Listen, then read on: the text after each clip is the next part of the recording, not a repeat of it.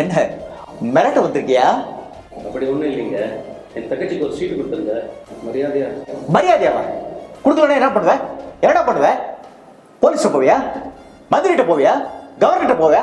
நீ யார்கிட்ட வேணா போட, நானே ஃபோன் போட்டு தரேன். இல்ல எனக்கு அனுபவம் போகிற தேவையில்லைங்க. எதுதான் ஒன்று ரவுடிங்கிறியா? நானே பெரிய ரவுடிடா. முதல்ல அது அப்புறம் தான்டா இதெல்லாம், தெரியுமா? ஐயா, என் பேர் மாணிக்கம். எனக்கு இன்னொரு பேர் இருக்கு.